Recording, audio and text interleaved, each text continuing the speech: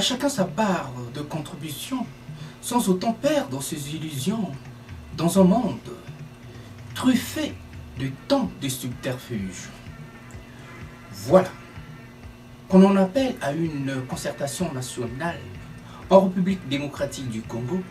Oui, pour une concertation nationale, mais une qui est en train de s'inscrire dans un vice de forme de déconcertation nationale, au vu des disparités qui apparaissent au jour le jour.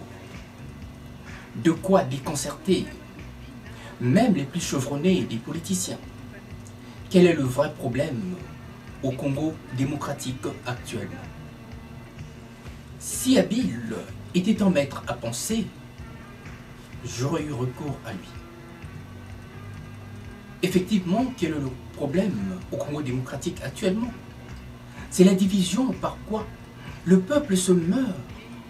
Ce chaos savamment orchestré par les ennemis de la République démocratique du Congo, ceux qui tirent les ficelles et tirent profit de cette situation, de ces crimes à ciel ouvert.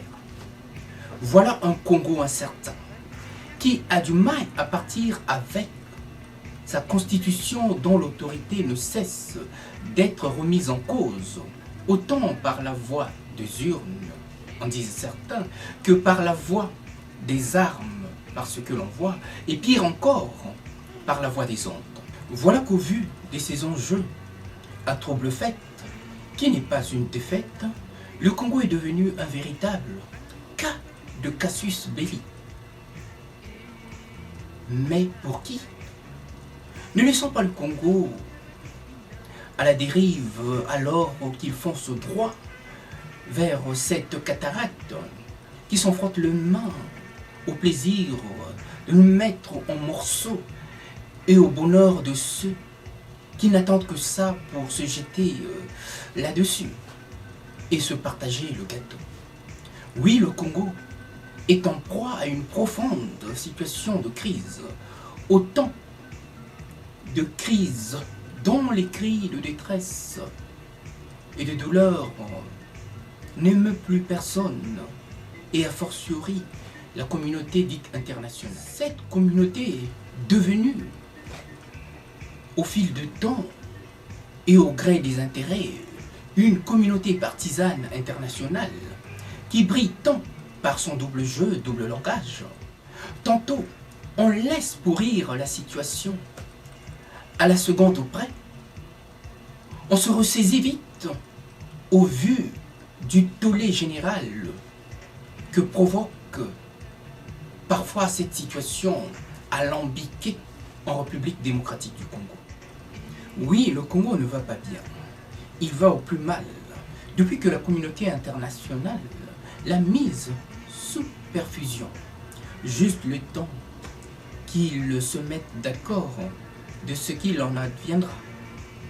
Et de ce qu'il adviendra de ce Congo, tant maltraité, tant malmené par un trop-plein d'enjeux, par quoi on le réduit en silence, en passant outre la volonté du peuple martyr, meurtri dans son amour propre, dans sa fierté, et plus encore, dans sa chair. Est-ce pour autant on va apaiser la situation conflictuelle en République démocratique du Congo? Autant à l'est par l'écrépement de balles qu'à Kinshasa par une opposition loin de capituler et gagne à mieux se faire entendre sur les réseaux sociaux de par le monde. Les Congolais auraient-ils perdu en échange leur indépendance pour s'être laissés entraîner dans une histoire dont ils ne connaissent les tenants et les aboutissants? De quoi faire retourner dans sa tombe au mémorial des Congolais Lumumba. Pris dans un tourbillon de malentendus de plus hostiles, les Congolais se retrouvent face à un mur d'incompréhension dont ils ont du mal à percevoir le moindre mystère. D'où cette virulente violence dans leurs propos à l'endroit de ceux qu'ils désignent comme étant la source de tout leur malheur. Comme on dit qu'il n'y a pas de fumée sans feu, Libre à vous de juger, tout en sachant que le peuple est loin d'être aussi bête, même si la bêtise a su prendre le devant de la scène par ses intrigues en quoi elle opère. Franchement, les Congolais méritent beaucoup mieux que ce par quoi on les condamne. Et à certains égards, on les distrait sans doute pour mieux faire imploser l'unité nationale. Et de surcroît, la nation congolaise. Oh mon Dieu, que les hommes ont de talent pour ne rien valoir, disait Marivaux.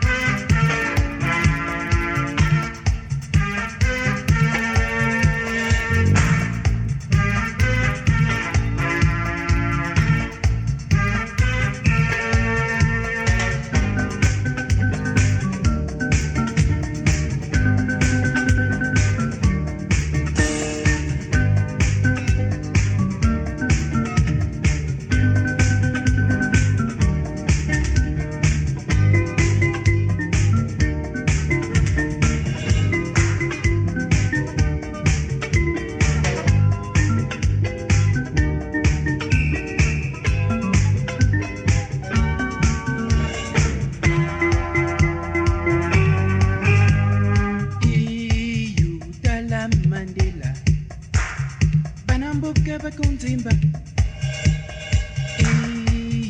Dala Mandela Banamboke bakubina